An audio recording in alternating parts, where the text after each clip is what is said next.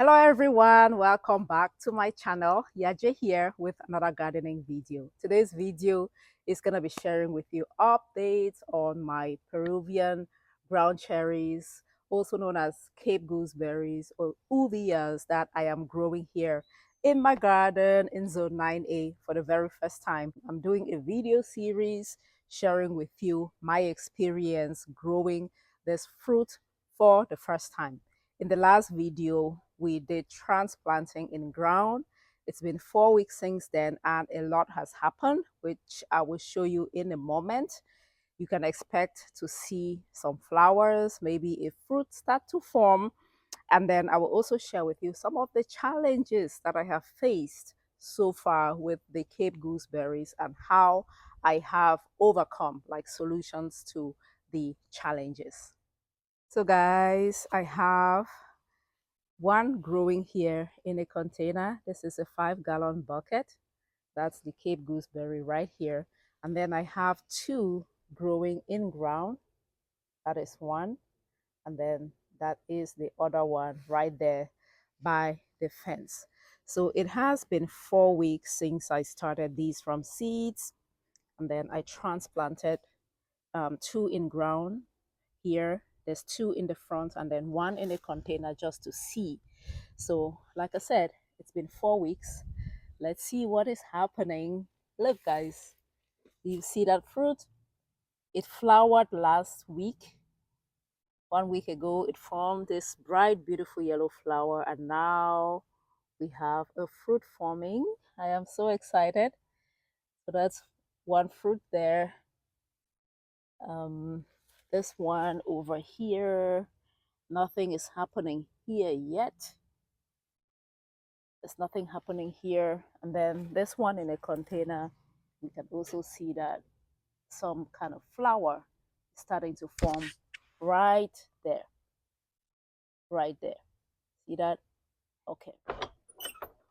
All right, let's go see the other Cape gooseberries that I have growing here. So here is the other one right here. You can see this one is producing more shoots from the bottom. It's getting bushy.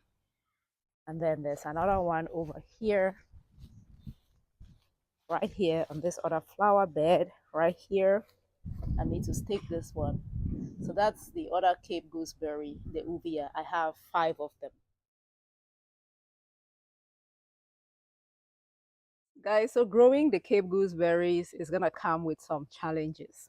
As soon as you put the Cape gooseberries in ground, like early spring when there's not a lot of greeneries around, chances are snails and slugs are gonna wanna come out and eat the leaves of your Cape gooseberries. That happened to me.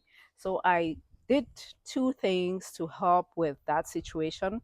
The first thing that I did was I got some kind of a collar, like a barrier, and put around the base of my plant. Here, let me show you. See this right here? This is something that I cut out of a bucket. See that? And then I just put that here.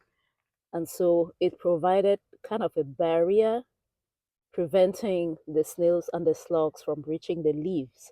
So that's how I dealt with the situation. There's another thing that I also did. The other thing that I also did is I bought this from Amazon. It says bug and slug killer. It is granular, like so, granular like that, and it helps to kill snails and slugs around the garden. So it has the instructions on how to apply this. Do not apply more than 3 times in a 30-day period. So every 10 days you can just sprinkle some of this around. It's very easy to do.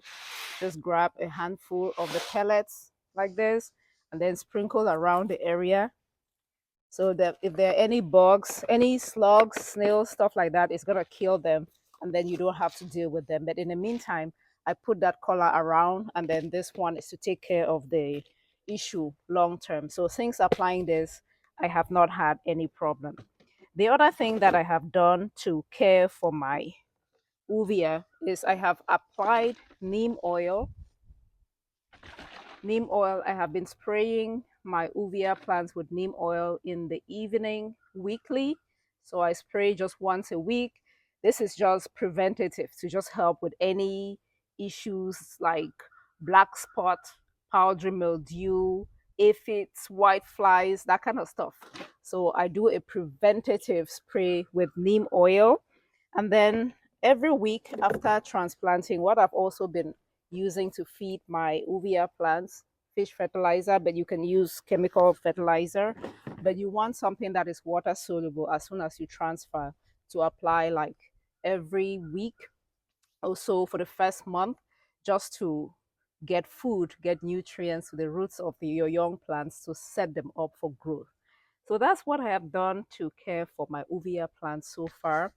It's been 4 weeks. And oh, another thing that I don't know if I already shared with you is you want to stake your uvia plants, so I have one stake, and I also have a cage. I don't know if you can see this.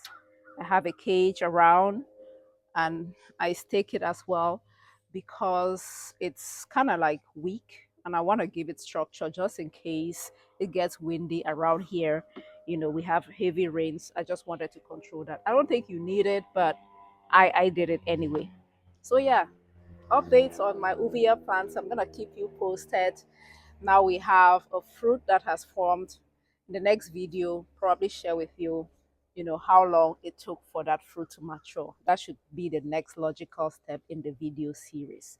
If you want to grow the uvia along with me, I'm gonna put a link in the description box. You can get the seeds, and then grow along with me. I will continue to share my experience, but in the meantime, like the video, comment. I hope I have earned your subscription. Maybe share the video as well. But most importantly, grow something, because when you grow something, you grow health.